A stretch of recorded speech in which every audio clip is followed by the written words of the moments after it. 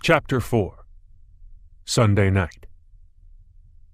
The Reverend J.C. Pagans drove the rickety short bus north on 95, occasionally awaking to a Franciscan chant of rumble strips engraved along the pavement's edge by the Georgia Department of Transportation. "Keep it on the goddamn road, dipshit," Gaia's disembodied nicotine-infused rasp, foghorned from her private feminine sanctuary in the back of the bus. J.C. flipped his long brunette curls off his right eye, but his bangs returned to block his vision. He took a fist off the wheel to more effectively backhand his glorious locks completely over his shoulder. This time they landed on his back as he intended, out of his way so he could catch a view in the interior mirror. He stared into its reflection, focusing on Gaia's mysterious rear seat boudoir. He saw her silhouette, translucently suggestive behind a curtain of colorful hippie beads. She was wearing her Florentine socialist nightgown, her anti-Victoria's Secret sleepwear that J.C. found sexy in an intellectual way. And then, just like that, she had her 100-decibel shout hole beside his sensitive, pitch-perfect ear. "Wake up, douchebag!" It was as if she had flown to the front of the bus in 0 time, by witchcraft. J.C. swerved the bus in response. The top-heavy rig rocked back and forth, briefly going up on 2 wheels. "I'm awake, Gaia. You're weaving all over the fucking road." "I'm clipping the curves to save gas," he said.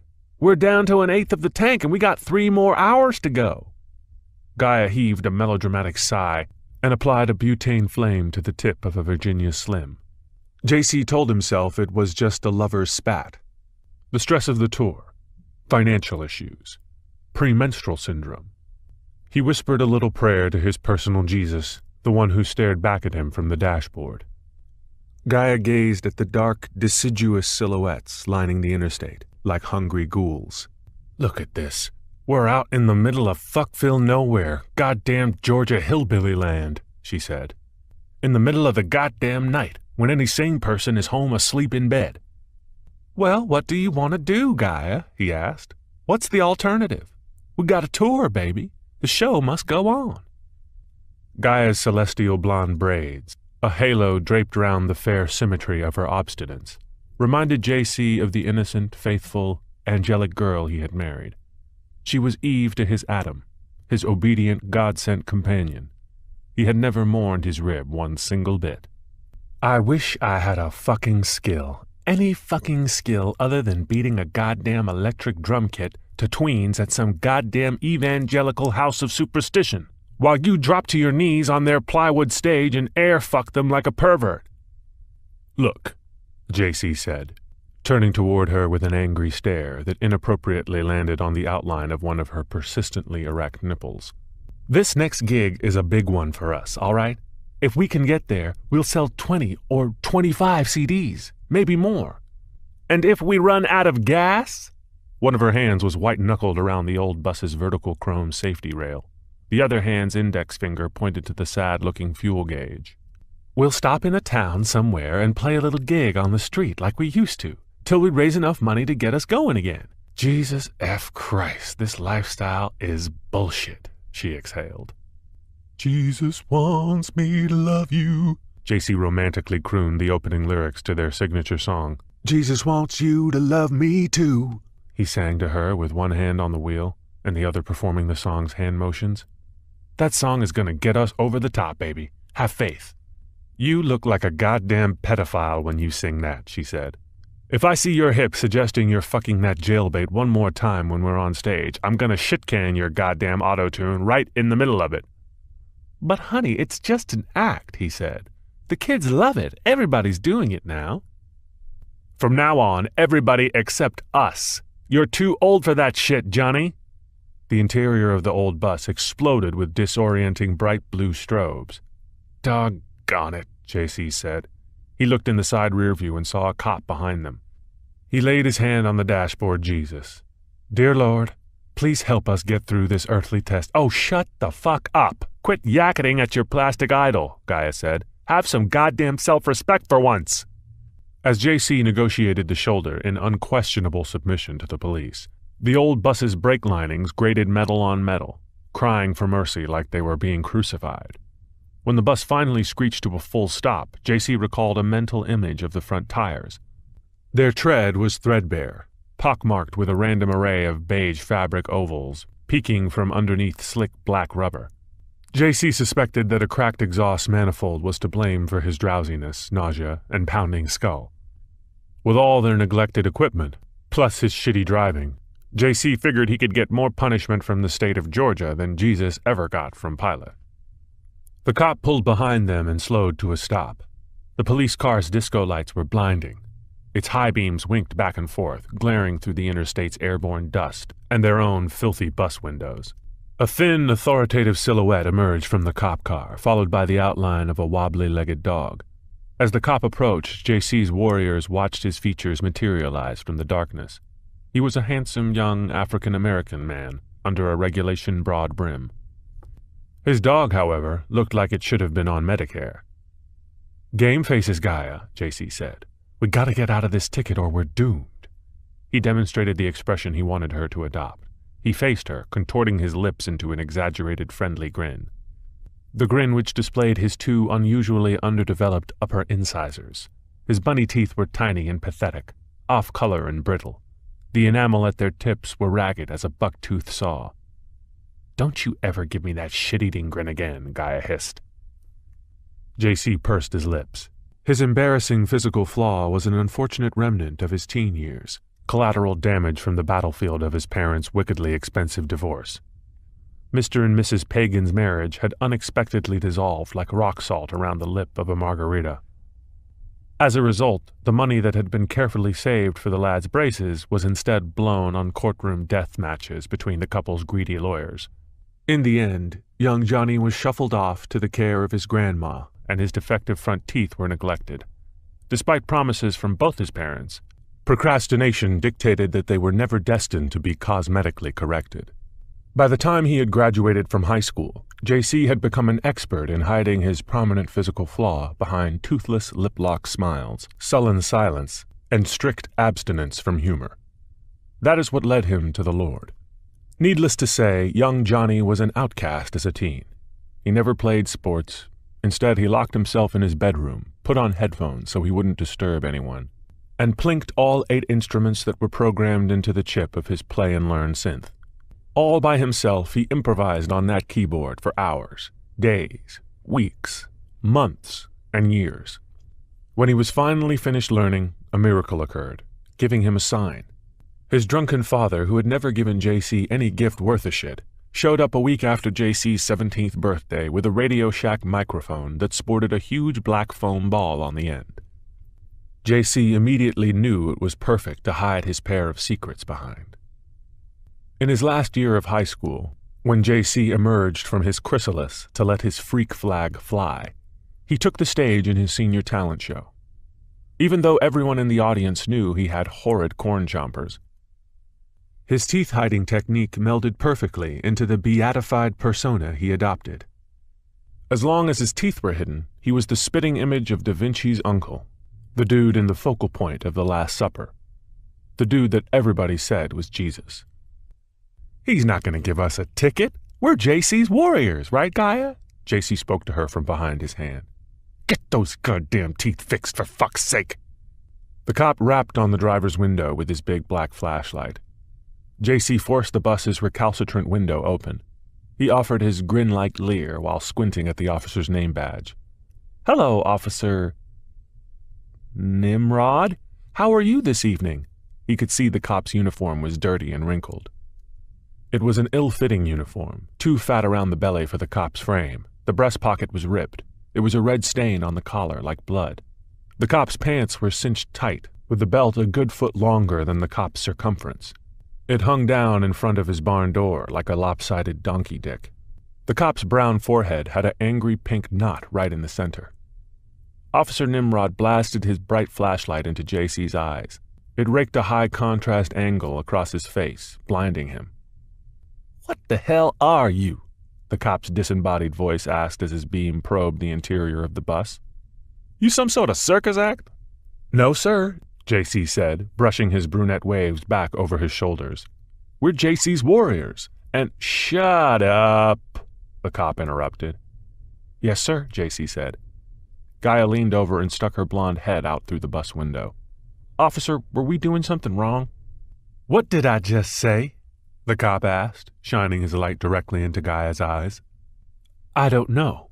What did you just say, officer? Gaia pointed her cell phone camera lens at the cop. Please repeat it for the video. Gaia, JC said helpfully. The officer said, shut up. Open the door. I'm searching the bus. No, you are not, Gaia screamed. Don't you want to see my driver's license and registration first? JC asked politely, offering his documents like he was folding a pair of deuces. Officer Nimrod trotted his dog around the front of the bus through its headlights and circled toward the entrance door. Gaia rushed towards her private place in the rear of the bus. Gaia, JC said, what on earth are you doing? Don't let him on the bus, Gaia said. I have to. He's a police officer. Rap, rap, rap. Open the door, Nimrod said. Open the door now. I said don't let him on the bus. JC stared at Gaia. His eyes narrowed. Are you hiding something back there, Gaia? I said open the door. JC threw open the door and greeted the boarding police officer with a jolly display of his infantile incisors. Come on in, officer. We got nothing to hide. Sniff it, Nimrod commanded the dog, pointing into the bus. The dog idly snuffled at the first step, but must have misunderstood the command. She circled around a point on the wide step with the apparent intention of curling up for a nap. Get up, missy! Get on the bus! We're JC's Warriors, officer. We're on tour. You won't find anything on this bus, officer, except Christ Jesus. Come on, Gaia, sing with me. JC raised his skinny, sun-starved arms to conduct an imaginary chorale. Jesus is the one and only. Help us find your way. Shut up! The cop placed his right hand on his pistol grip and stared JC down. Did you hear me? I said shut the fuck up. Yes, sir, JC said, exhibiting an onset of acute phobic neurosis. Shut the fuck up, Gaia. You're the only one running your Jesus hole, Gaia said from behind her beaded curtains. Nimrod lifted his lab's front legs and coached the old canine down the aisle of the bus. The dog reluctantly got up off the step, dripped slobber past JC, and rambled toward the rear, until it nuzzled through the hippie beads and entered Gaia's private backseat residence. Suddenly the police dog lunged with a maternal cry, jerking its leash like a swordfish hooked on light tackle. Missy, stop! Officer Nimrod's shoulder cracked like a giant knuckle. Gaia screeched, hugging a towel-wrapped bundle between her breasts like a mother protecting her baby. The police lab stood on its hind legs, pulling at the leash, its front paws clawing the air. JC rocketed out of the driver's seat. What's going on, Gaia? Did you bring marijuana on this bus again? I got her from a fan back in Alabama, Gaia wailed. JC and Officer Nimrod locked eyes with a swarthy, bug-eyed creature swaddled in the cleavage between Gaia's tits. You can't have no dogs on a tour bus, JC shouted, releasing his hometown grammar while extending his slender forefinger in his most professional Puritan accusation pose, as if he were a statue to honor witch-burners. He don't bark. Gaia dropped the pooch's blanket and proudly displayed the scrawny chihuahua in her outstretched fist. She held it by the nape of its neck and waved it in front of the men's faces as if it were a cross and they were vampires. His vocal cords have been fixed so he's quiet. Sure enough, when the mutt attempted to yap, it was like watching a silent movie. Both the cop and JC appeared to be disgusted, but the black and gray police lab was utterly intoxicated by the silent hyena's infinite beauty and invigorating aroma. The little dog's ribcage was skeletal. Its coat was splotched with mange. Its hot pink penis was erect, glossy, and oddly oversized, like a CoverGirl lipstick fully twisted out of its sheath. It was the ugliest, nastiest excuse for a dog that JC had ever seen. Oh, that is one disgusting animal, Gaia. Aha! What is this? Nimrod held up a little baggie of weed.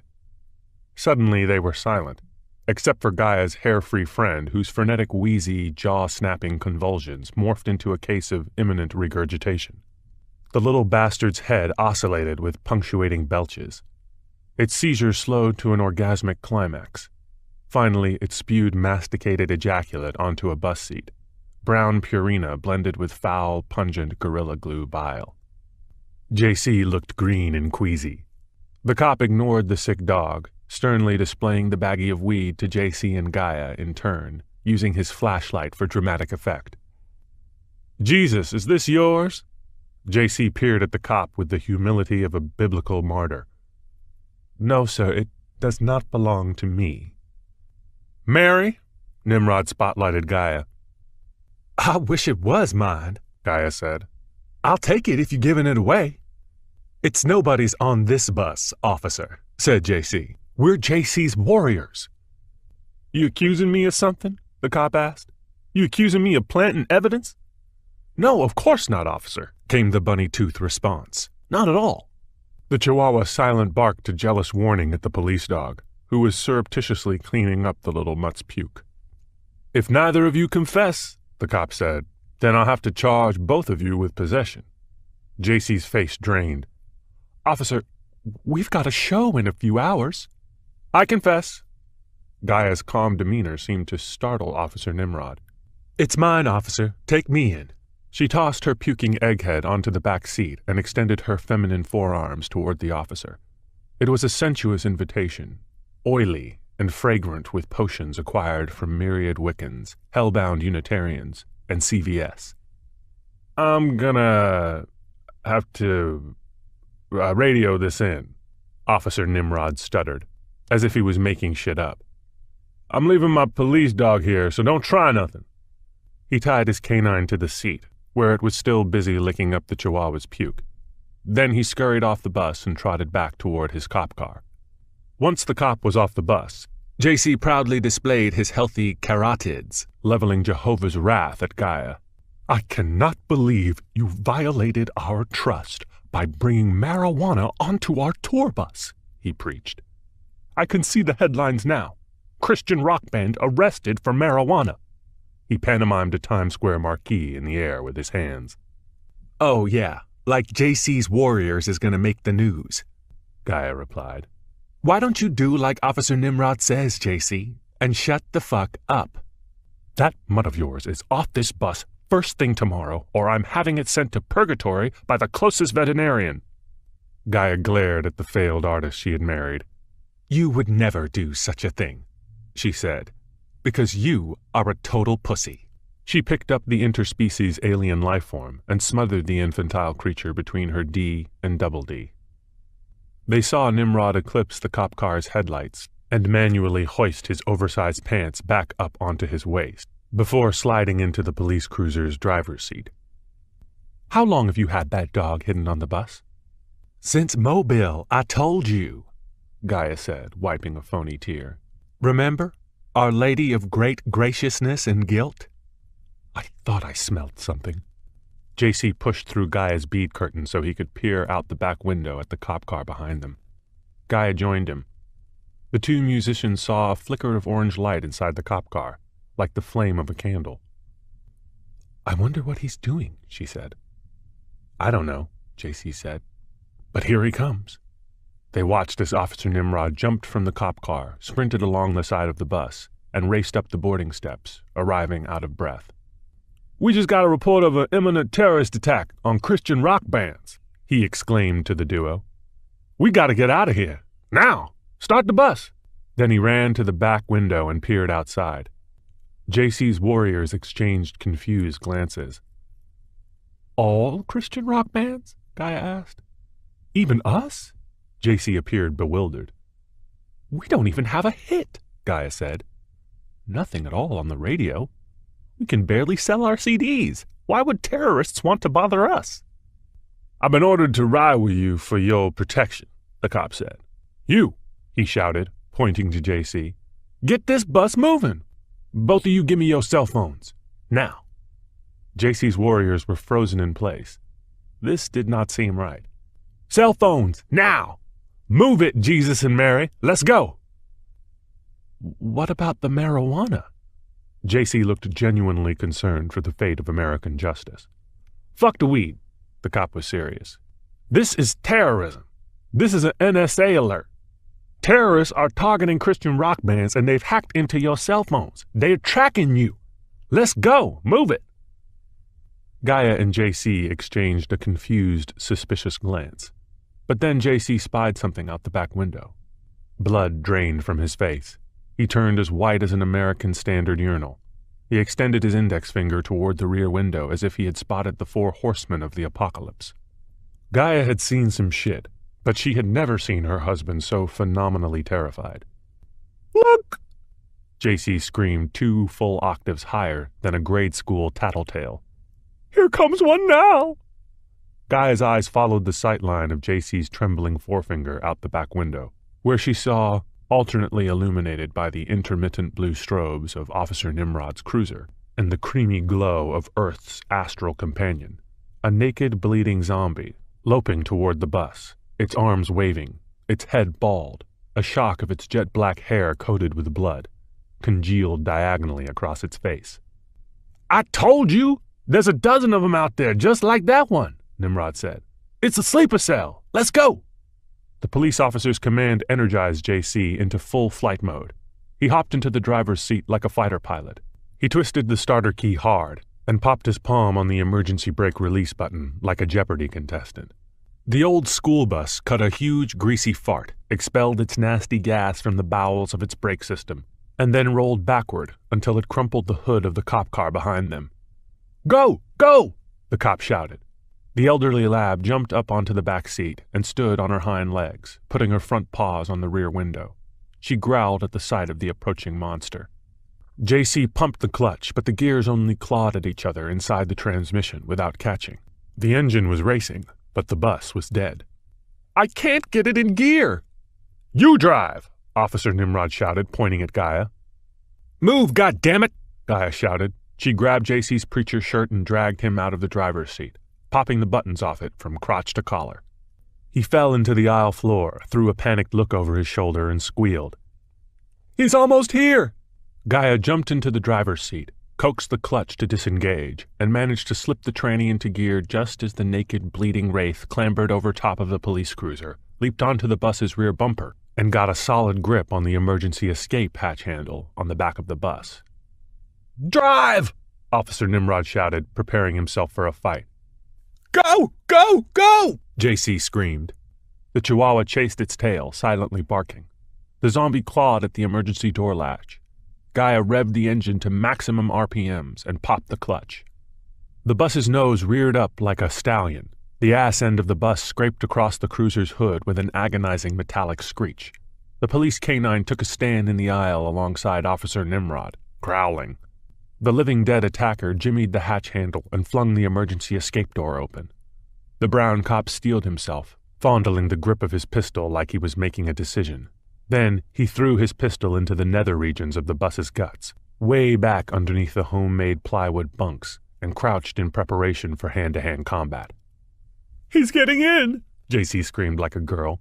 Why did you throw your gun away, Officer Nimrod? The old black lab went nuts. Her teeth were bared, threatening the intruder, spewing foam. Gaia pumped the gas and bunny-hopped the old bus, trying to shake the wraith off. The naked attacker screeched and wept incoherently as he held tight to the door handle, flung back and forth on the swinging hinges. Officer Nimrod kicked the wraith in the gut with each flop of the door, but the naked zombie managed to wrap its fingers and toes around the doorframe and strike back at the cop with his bloody hands and feet, fighting his way in. The old lab was going nuts. The chihuahua was insane with silent barking. Gaia floored it, accelerating in an attempt to help Officer Nimrod push the wraith out the back door. JC dropped to the floor, scrambled underneath a bunk, and curled into a fetal position. Save us, Officer Nimrod! Save us! The mute chihuahua heroically jumped across the expanse of the back seat and latched onto the terrorist's pinky, but the attacker managed to throw the little dog off, grab hold of solid metal, and launch himself forward into Officer Nimrod. You fucking nigger! The wraith exclaimed as he knocked the brown cop backwards onto his ass. The Wraith straddled Officer Nimrod on the floor and struggled to choke him. Both dogs tore at the naked attacker's bare ass with their nasty fangs. Gaia could see the fight in the interior mirror. She slammed the brakes to disrupt the struggle. The Wraith was launched forward by kinetic energy. He somersaulted into the front firewall with the Chihuahua still clamped to his ass. The bus came to a complete stop.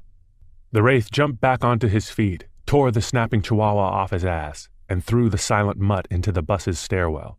The attacker was hunched over, a pot-bellied Neanderthal. He flipped his bloody comb-over onto his bald pate. Crimson oozed from his nose, dribbled down his torso, dripped off the tip of his penis. He stared hatred at the brown police officer, who was crouched in the center of the aisle, poised and ready for the battle to resume. Then he glanced back and forth at Gaia and JC. "I am the police," he said to them. "I am Officer Purvis Q. Nimrod." He leveled a forefinger at the brown-skinned cop. "He is the fake." "You are Satan," JC shouted, higher than Gaia's highest background vocals. He produced a golden plastic stage prop cross and flashed it at the naked demon from his hiding place under the seat. "Go back to hell where you came from, Lucifer!" Gaia revved the engine and popped the clutch, lurching the bus forward. The Wraith stumbled, but then used the momentum to charge Officer Nimrod. The brown police officer grabbed the Wraith's arms, planted his feet in the Wraith's gut, rolled onto his back, and launched the terrorist out the back door of the bus, upside down. But the zombie's arms flew wide. Still upside down, he scraped at the doorway with his fingertips, stalling the officer's attempt to force him out. As Gaia power-shifted into second, Officer Nimrod jumped up and kicked his boot into the bloody attacker's crotch, over and over again. The terrorist lost his grip and slipped, screeching at the top of his lungs. But he managed to swing around enough to snatch the bus's jutting bumper with his naked toes, while clawing a taillight with his fingernails. He momentarily hung there, until Gaia crammed the bus into third. Then he dropped down until his fingertips were wrapped around the edge of the bumper.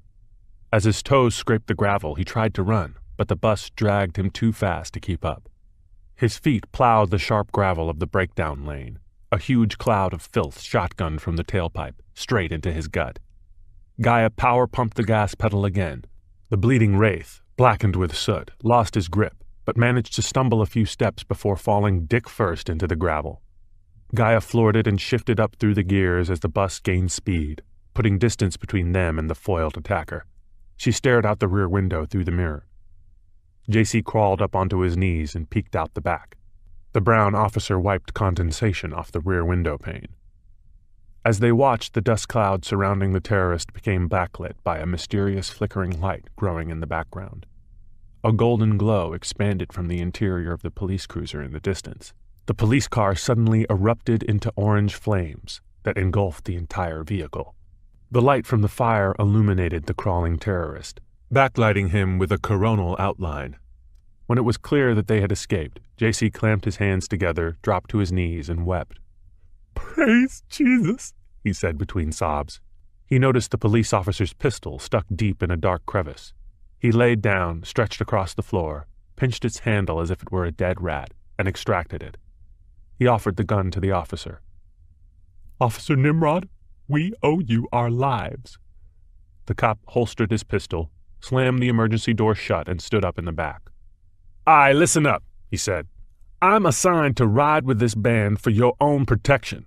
I done told you, the terrorist is tracking your cell phones. Turn 'em off and turn 'em in right now."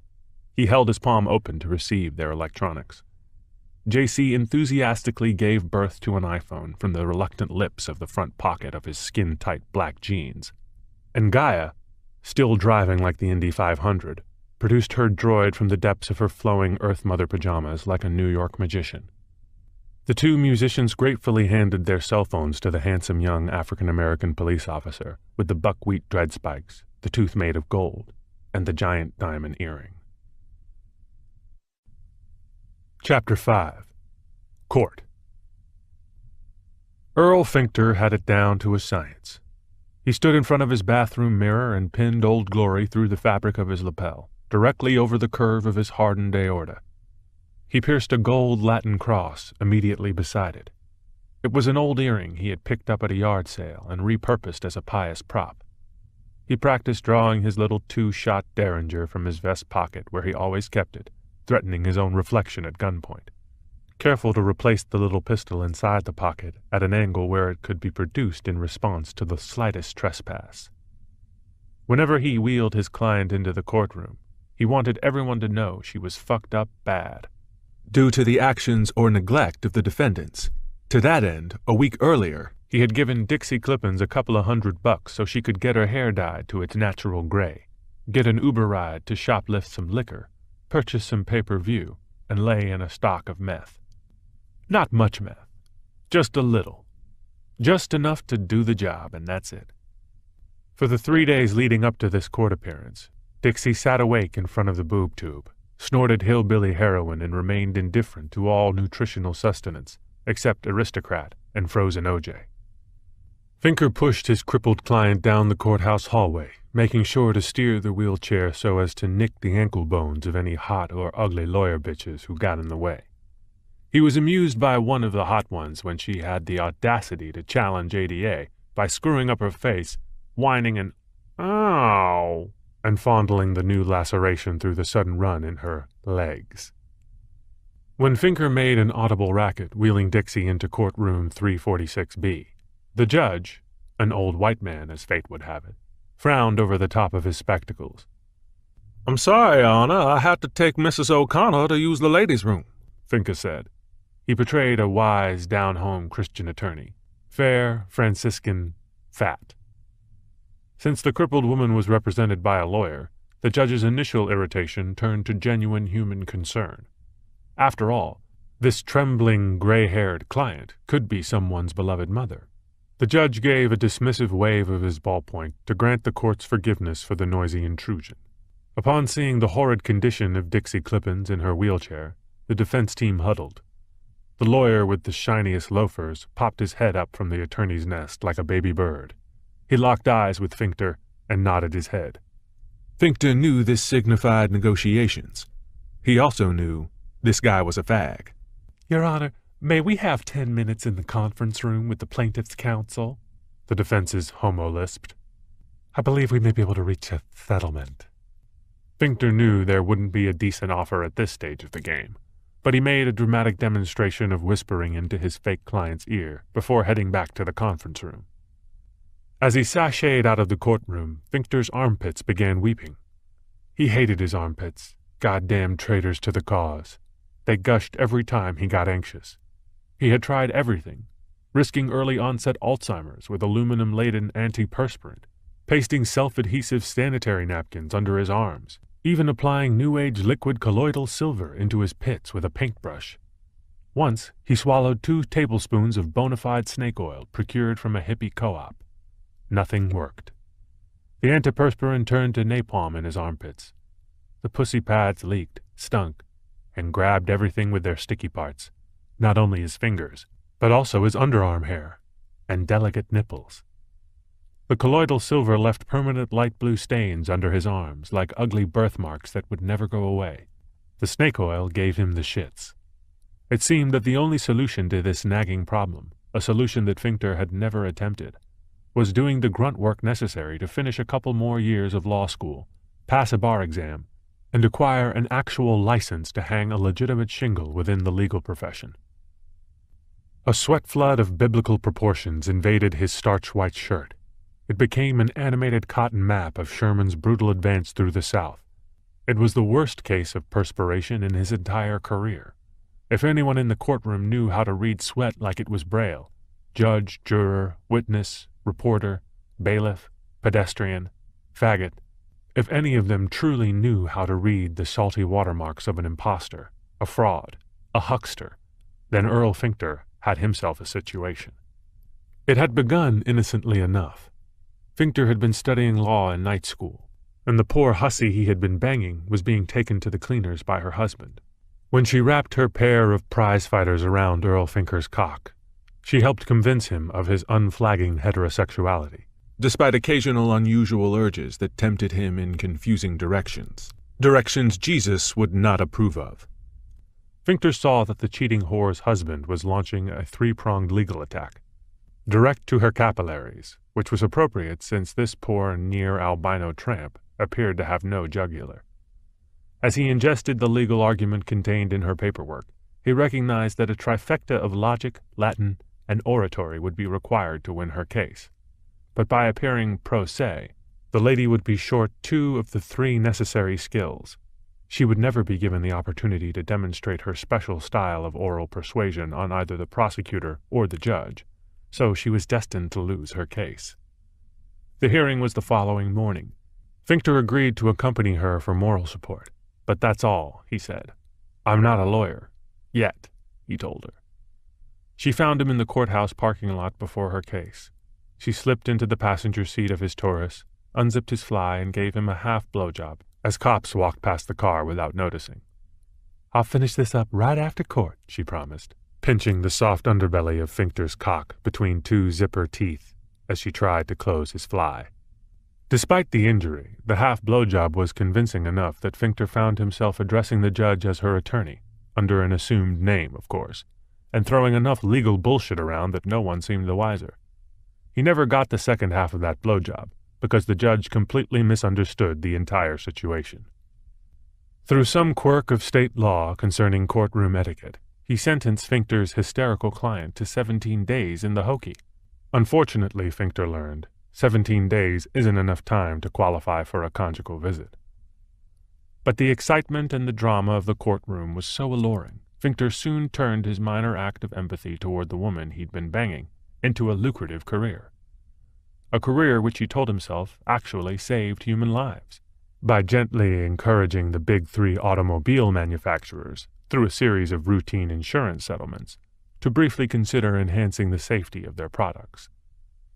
He walked into the club where the big 3 threw coin like candy. They had a budget and their job was to keep the courthouse docket clean as a men's room in a New York strip club. Nobody gave a shit what happened to small amounts of cash. 50,000 here, 100,000 there. It fell off trucks every day in Detroit's courtrooms. All Fincter had to do was scoop some of it up for himself. He'd get his law degree, he'd pass the bar and get his lawyer's license somehow, somewhere, sometime, when he had a chance. But meanwhile, he didn't have time, and he was making bank.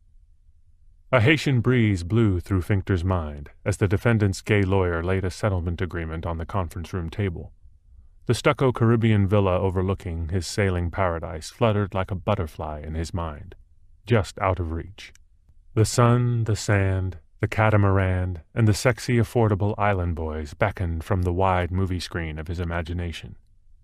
The proper documents were locked away in his safe. The cash, the phony birth certificate, fake driver's license, and the counterfeit passport. The tax-free interest in his secret offshore account was percolating, growing exponentially at high-risk third-world rates. The back of the napkin calculations had been drawn, redrawn, counted to the final payment. The contractor was half finished with the house. Just one more judgment, one more civil victory, one more big-ass motherfucker of a punitive damage award, and he was in his own personal utopia, out of this shithole forever. His eyes scanned the agreement. He flipped to page 2, 3, flipped through all of them to the end. "Not good enough," he said. "But we'll take it anyway." He couldn't stick around for this case. There was another scheduled for trial in 2 weeks. A bigger one. A lot bigger. He couldn't risk anyone noticing him and Dixie coming back to court using different names. Chapter 6. Monday, 2:13 a.m.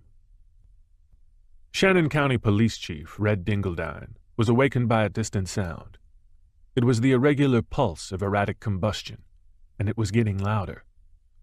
He struggled to sit up on his elbows. His laptop was hot on his bare belly. He had fallen asleep while Skippy and Pierre were fucking in an eternal loop of ecstasy. He F6'd their repetitive moans, shutting them up so he could cock his ear and disentangle the noisy laptop speaker from the approaching noise outside. The rising racket was punctuated by a metallic clatter, as if a disembodied headlamp was being dragged along the road by its wires. A beam of light sliced through the blinds from outside, flaring across the crooked crucifix mounted on the wall over the bed's headboard. The chief caught a glimpse of a rust bucket as it swerved into his driveway and bottomed out. Through a crack in the blinds, he saw the steel frame of the car spark like a flintlock as it scraped against the concrete gutter ramp. Pulling on his boxers, Chief Dingledine rolled his bulk out of bed and crossed to the window. He stuck a pair of pudgy digits into the Venetians, splitting them so he could get a better view. He put his eyes up to the gap between the dusty white plastic slats. An old Galaxy with an abstract paint job was in his driveway, spewing steam from a split radiator. Its green mist was backlit by an amber glow from the fading solitary headlight. A dry, rotted front tire had sunk deep into the chief's moist Chemlawn. A broken headlight had been dragged along the road like a rag doll. The car door opened and a naked, blood-splattered male ran in silhouette through the slimy fog toward the house. The doorbell began dinging like a fire alarm. Chief Dingledine picked up his pistol. He double-checked its magazine and racked it. The doorbell rang non-stop. The naked man pounded on the door. "Chief Dingledine!" he shouted. "Chief Dingledine, it's me, Officer Nimrod!" Red Dingledine put one pupil up to the peephole in his front door. He got a fisheye view of the naked man, who was sooty and bloody. He could see the man's cheekbone was swollen. The man was nervously bouncing on the balls of his feet, cupping his gonads like they were robin's eggs. He was smeared black as a coal miner through his pot-bellied midsection, including his poor dick, which was dangling like a bait worm between his legs. Dark as a B-list performer on DownLowNiggas.com, but smaller, a lot smaller. Underneath the soot and blood, he had a farmer's tan. His torso and legs were white as sun-starved ginger. There were short-sleeved tan lines on both arms. His face and balding head were sunburned, pink down to the bottom of his neck. Black hair hung over the man's left ear like he was a lopsided Hasidic Jew. "It's me! It's Purvis Q. Nimrod, sir! Your Officer of the Year!" Through the peephole, Chief Dingledine saw a hurricane of enlarged nose pores, followed by a huge bloodshot eyeball staring directly back at him. He unlocked all three of his deadbolts and opened the door. The naked man dashed inside, still bobbing and comforting his tea bags. "I found him," Nimrod announced. "I found that nigger you put the $1,000 reward on." "You did what?" "I found that nigger you put the reward on, sir." "What are you talking about?" Chief Dingledine said. "He's still locked up in Aberdeen till Monday. You couldn't have caught him." "It was him, I swear," Nimrod said. "That's his car, ain't it?" Nimrod shot his thumb over his shoulder toward the car in the driveway. Dingledine gazed out the window at the hand-painted Galaxy. It was still ejecting a putrid haze into the atmosphere. "What happened?" "He took my uniform," Nimrod said. "He beat me up and took it, stripped me raw and left me naked, just like this." He extended his arms to demonstrate his nudity. "Where's your cruiser, son?" "He stole it from me, and then he lit it on fire." "He lit a Shannon County police car on fire?" "Burned it to a crisp." "Where's he now?" "He's headed north on 95 in some Jesus retard bus," Nimrod said. "He's wearing my uniform and pretending to be me." "North on 95 in some Jesus retard bus?" the chief said. "What the fuck are you talking about? Aberdeen is north of here. Turnipseed wouldn't be headed north. He'd be headed south. He ain't even been let out yet." The chief rubbed his chin, pondering Nimrod's testimony, then looked up and down the naked cop. "Why in the fuck would someone want to pretend to be you anyway?" "He's pretending to be a cop," Nimrod said. "I pulled him over, and then he jumped me and—" "I got it," the chief barked. He reached out and felt Nimrod's swollen cheekbone. "You need to go to the hospital, son." "No, sir. I just need some clothes. You got any I could put on?" "You hurt anywhere else besides your face and legs and arms?" "No, sir." "You sure?" "Yes, sir." "Turn around and let me see." Chapter 7. 47 years ago. There had been a day, a long, long time ago, in Shannon County Juvenile Court, when a young Earl Finkter, barely 15 years old, had been escorted before a judge, flanked by 2 attorneys that his parents had paid for, with a hastily arranged cash-out second mortgage. The teenage white boy, who was accused of murdering the brown girl's father, appeared in a spotless church suit. He had a clean manicure. His sandy hair was cropped short, combed with a part like John F. Kennedy, and perfectly oiled, as if anointed with holy vitalis by Baptist angels. Midnight Wright had taken her impressionable daughter to the white man's courtroom every single day of that trial, so her daughter would learn firsthand how the system shafted black people. For the most part, however, the little brown tomboy appeared to be ignoring the proceedings. Instead, she played quietly with her G.I. Joe.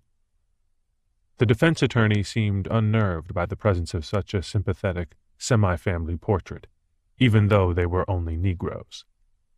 "Your Honor," the white lawyer said, "since this is a juvenile matter, could we please have the public access restricted for the privacy of the minors involved?"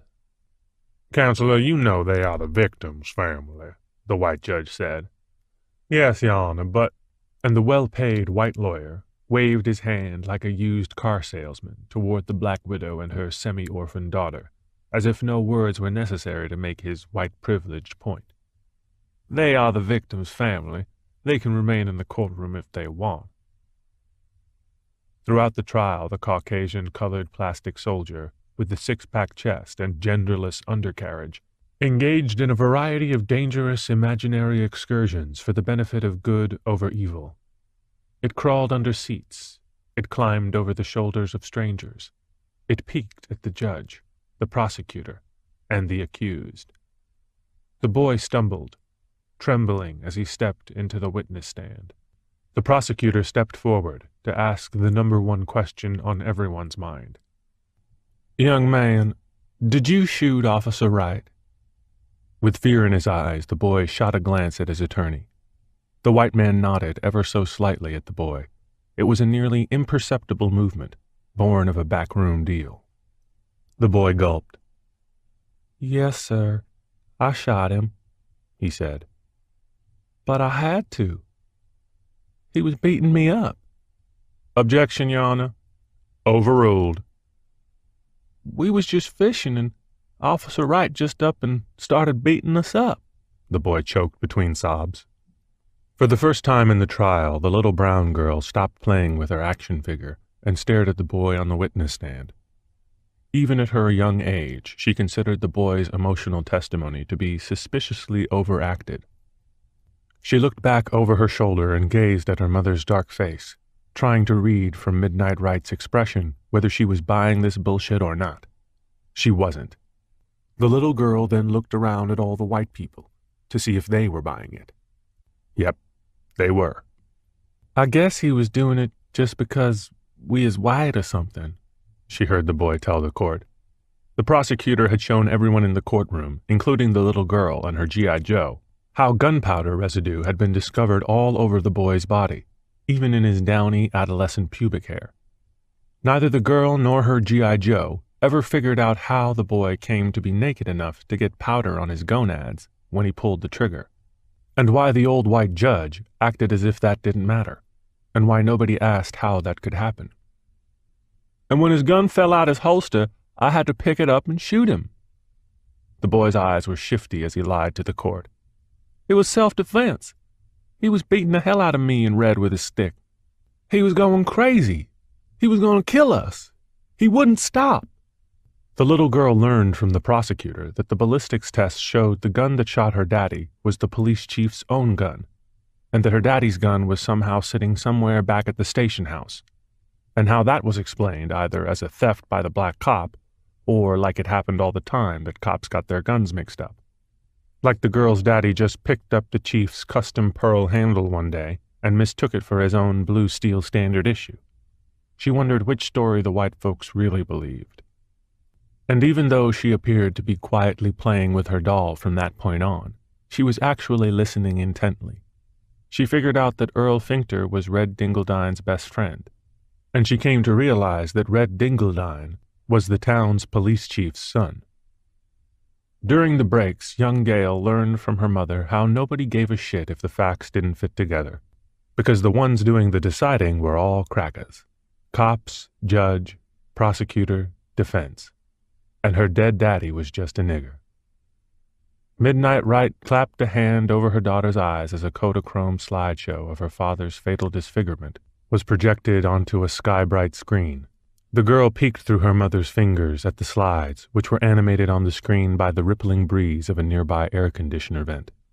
The girl's father's injuries were discussed and dissected, picture after picture, slide after slide, for 17 full minutes. Then the girl was allowed to watch the next batch of photos without interference. Those pictures documented the accused white boy's bruises, scrapes, and abrasions. He had scrapes all over his ass, even where his clothes should have protected him. "Yes, sir," said the second white boy on the witness stand, the boy who would grow up to become Police Chief Red Dingledine. "I thought Officer Wright was going to kill me and Earl, just for being white or something." "Objection, Your Honor." Overruled. The other witnesses, the two black fishermen, never showed up in court. The girl heard that the first witness died mysteriously because some old white doctor man fucked up his heart operation and let the fifth aortic artery gush nonstop like a bottle of Diet Coke with a Mento dropped in it. And then the dead man's fishing buddy never showed up in court, even though that very same man had told the Negroes all over town that he saw the police chief with two naked white boys, and he saw one of them two boys shoot her daddy. When her daddy was down on the ground and shot already, and he sat up and shouted, "No, don't shoot!" just before the kid pulled the trigger. They didn't give a shit about none of that because the police chief and the state lab and the medical examiner all had their better explanations, and everybody was scared of old man Dingledine, the old police chief, Red's daddy, who had turned in an official report of a stolen pearl-handled pistol to the state police. Even the judge didn't want to mess with old man Elmer Dingledine. Nobody wanted a bunch of fines put on them, and their guns and moonshine took away in a traffic stop, and false witness being borne against them about possession of marijuana. The prosecuting attorney, eager to weave a tale of Negro intrigue that would play upon the judge's own prejudice, occasionally cast an unnatural grin and wink in the girl's direction. He tried to feign some sort of inappropriate friendship with the pickaninny. The girl didn't realize it then, but the lawyer was indulging himself, nay, the entire court, in a condescending act of microaggression. But she figured something was up, even if she didn't know exactly what it was. One morning, while her mama was in the shower before court, the little girl heated a butter knife over the gas stove, and then melted a cute little folk art vagina smack dab in the center of G.I. Joe's taint. Joe didn't need no titties or long hair, because some of the most attractive girls didn't have none of that anyway. And later that morning, the little G.I. Joe with the secret pussy couldn't take it any longer. The little black girl with the barrel chest and tree stump legs took a wide stance in the center stage of the courtroom facing the bench.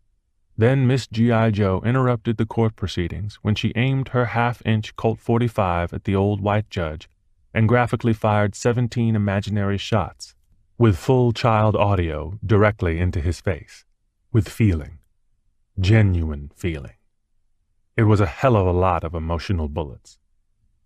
And even though all the white people stared at Midnight Right, including the judge himself, his bailiff, and all the lawyers and paralegals on both sides, the little girl's stupid bitch mama didn't say nothing to make the little girl stop. She just sat there with an entire courtroom pew to herself, flipping satanic fortune-telling cards onto the seat beside her. So the white boy, Earl Finkter was his name, was convicted. But he only got 2.5 years of juvenile until he was 18. And then that's it. His record was expunged. Of murder. Of Gail Wright's daddy. Of Officer Benjamin Moses Wright, the first nigger hired by the Shannon County Police Department. Chapter 8. The Ticket to Paradise. Lingerie arrived at Wanker Investigations, Inc. to pick up her next assignment. The new case folder was waiting in her cubicle. The suspect's name and address were block printed on its side. She left the office, loaded the address into her GPS, and merged her sunburned Voyager into city traffic. When she stopped at the first red light, she opened the folder and was blindsided by a headshot of an ugly honky she immediately recognized. It was an 8x10 color blow-up of the fat-ass rebel wheelchair bitch, the one from the county fair, where T-Whirl had been conceived 6 years before. Lingerie would never forget that woman. Tailed her for a whole month and got nothing. If she was faking it, she was good. In the picture, the woman had the look of a beaten dog. Her cheeks, chin, and forehead exhibited signs of exotic, imaginative abrasion, but no significant laceration. It was so artsy-fartsy it couldn't have been the random result of a car crash. Lingerie started wondering if this bitch was a pro. A horn blew. Lingerie looked up from the assignment folder, peered into the rear view at the car behind her, and floored it through the red light without looking. Another horn blew. Tires screeched. Lingerie kept booking it through the intersection because the ensuing crash didn't actually involve her vehicle. She couldn't afford that shit.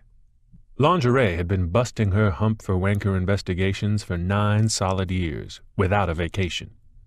People think private investigators are rolling in it, but Lingerie had been tailing suspects for nearly a decade on Walmart wages. She depended on the $300 bonuses she could get for bringing in video evidence that the insurance companies would then use to wiggle out of paying $50,000 or $100,000 for an injury that didn't exist in the first place. To get those kinds of videos and the bonuses they brought, she'd have to crawl through mud, snake dens, and pit bull cages. She'd teetered on broken ladders, shuffled along high ledges, peeped through bedroom windows. She'd stalked, threatened, bribed, and cajoled. Out of sheer necessity, she'd sunk so low, she'd become just another tooth in the grinding gears of the white man's corporatocracy. And, of course, T-Bone showed up like clockwork every payday to claim her entire goddamn paycheck. Or else. Because, he said, they were a Christian family.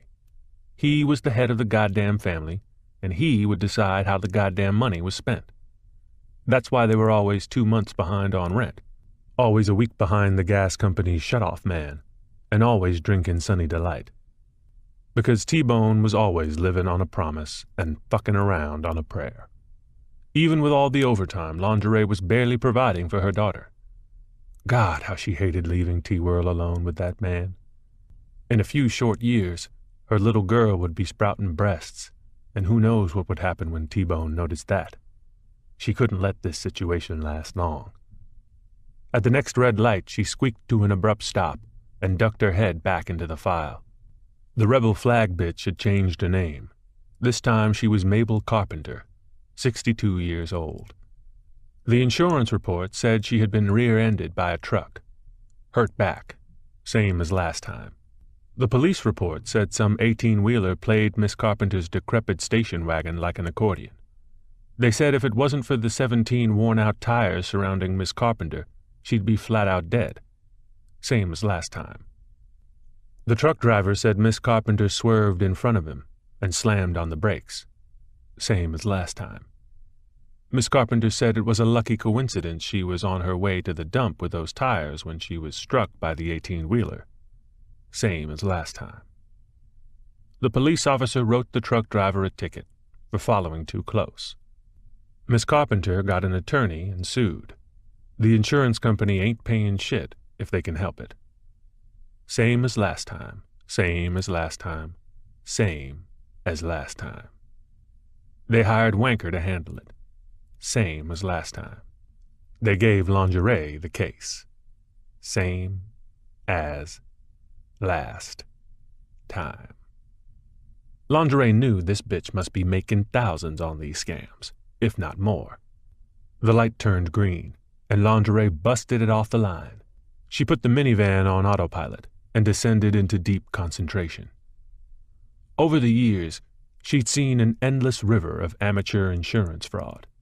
Limpers, bellyachers, erectile dysfunctionaries. Sometimes she got the goods on them. When she caught them on video doing normal things like walking down the sidewalk or taking out the garbage or fucking, even if they were fucking someone they were supposed to be fucking, she'd been tempted to offer the original videos for private auction before any copies were made and turned over to Wanker and the insurance companies. Surely, she thought, most of the suspects she busted would pay more than a measly $300. She tried to imagine the consequences of dipping her toe into the dark pond. With the knowledge she had accumulated over the past 9 years, she figured she had a pretty decent chance of getting away with a petty kickback here and there, maybe a misdemeanor slice of hush money, or some other minor percentage of the profit. That wouldn't be any different from what the fat cat bankers do on Wall Street every day of the goddamn week. However, on the other hand, it could turn into an ugly chess game between her and the suspects she was making deals with, and or the management of Wanker Investigations if they ever found out about it, and or the insurance companies if they ever found out about it. And then, of course, if it really went south, there was always the remote possibility of a polite chat with a police investigator. But she could probably outsmart them. If she had just a little bit of supplemental income, just a few extra bucks a month, she knew she could make her escape from T-Bone. And if things went really well, she might even have enough cash left over to help her little girl through beautician's college, so T-Whirl would never have to do a job as menial as being a private investigator. Lingerie parked in a shady spot across the street from the suspect's apartment building, so she could keep an eye on the front door. She tossed the file into the back seat. She didn't need the picture anymore. She knew who she was tailing. At 10:23 a.m., Lingerie was startled out of her doze by a sudden bang. She focused her sleepy eyes on the front door of Mabel Carpenter's apartment building and saw a shiny chrome wheelchair busting feet first out of it. The woman rolled down the plywood ramp, swerved to the left, and muscled her wheelchair up the sidewalk, directly toward Lingerie's minivan. The woman rolled her chair like an expert, wheelie-hopping curbs and navigating pocked terrain with extraordinary efficiency. She wheeled onto a patch of grass at the far end of the apartment building's gravel parking lot. It had a picnic table like it was a park, but everyone brought their dogs there to crap. Lingerie got out of her Voyager and casually followed the woman on foot. The woman sniffed around to find the best spot. She unfurled a rebel flag beach towel onto the lumpy grass like it was a victory for the South. Then she embarked upon a theatrically overdramatized display of pain and suffering to lower herself onto her Confederate rag.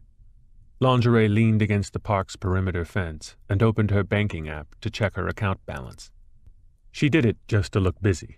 She knew she was overdrawn before she logged in. The fraudulent bitch laid down on her elephantine gut to settle in for a suntan. Lingerie looked up at a passing cumulus cloud. It could have been a model cloud for a motivational poster. "Lord," she said, "send me a sign." At that moment, the fat bitch reached behind her back and untied her bikini top. "Thank you, Lord," Lingerie said. She picked her way across the park, avoiding dog shit, until she eclipsed the bitch's sun. The supposedly crippled white whale looked up, shielded her eyes from the sunlight with her hand, and squinted at the black silhouette standing over her. Lingerie knew what Giant Casper was thinking.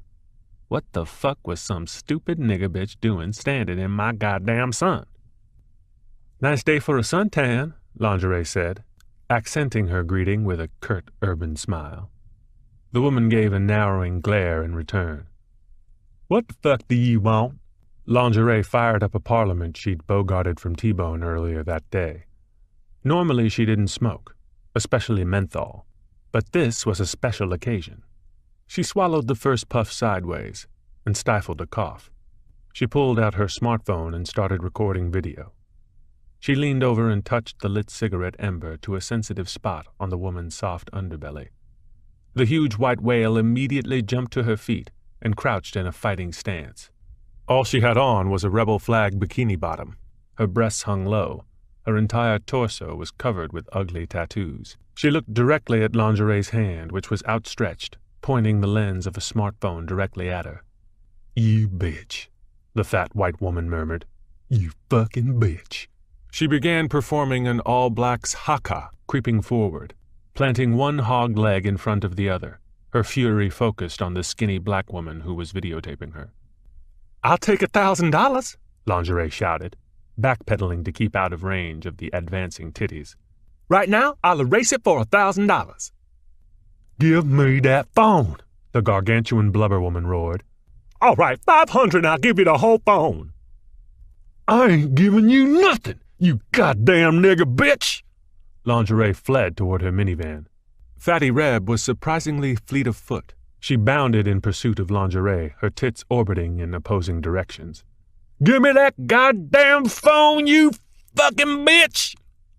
Lingerie ran from the crazy, near-naked fat woman and cut between the bumpers of two parked cars.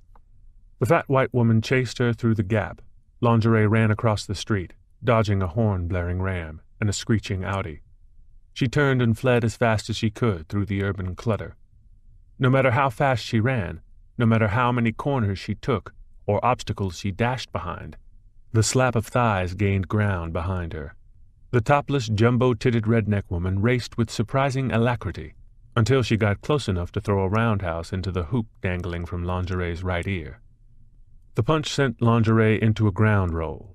Her smartphone skittered across the pavement, flipped over the double yellow lines, and came to rest in an oily pothole, where its outline was promptly impressed into the asphalt by the front tire of a fully loaded dump truck. Lingerie made a run for her Voyager.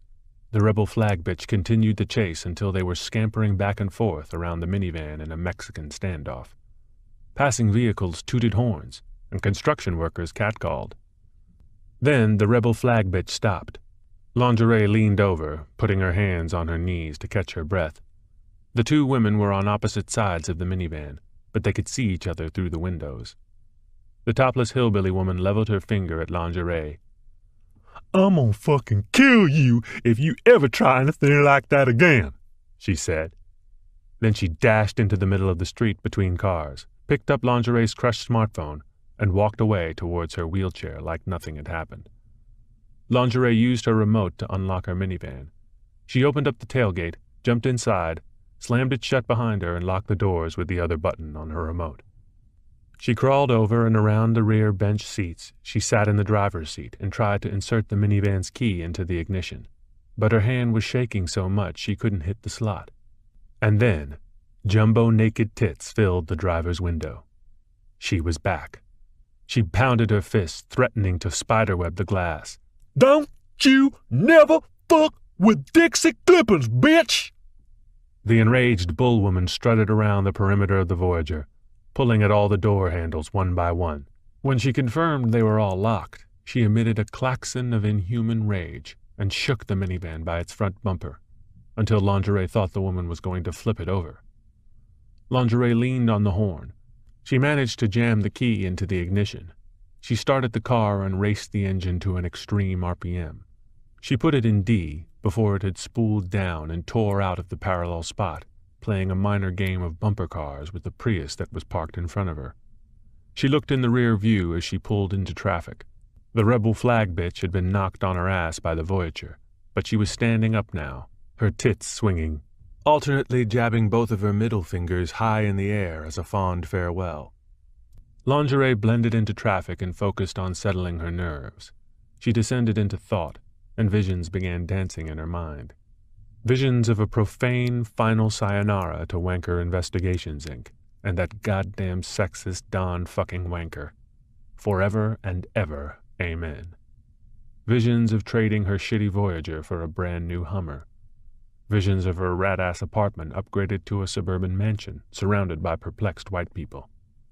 No, make that an oceanfront mansion in Myrtle Beach, surrounded by perplexed white bikers. Visions of first-class airline tickets to... No, make that her own private jet to anywhere she wanted to go. Visions of Beautician's College for T-World. Visions of Popeyes delivered any time of the day or night. Visions of passing gas through polyester and throwing it all in the trash any time she wanted, without having to wash it, like it was nothing. Visions. Good visions. This Mabel Carpenter bitch was her ticket out of this hellscape of a town, this dead-end job, this fucking mistake of a relationship. It was the ticket to get away, from anywhere and everywhere in the world where T-Bone could possibly find her and her beloved T-Whirl. All she needed was a slightly better plan, and she was sure she could pull it off.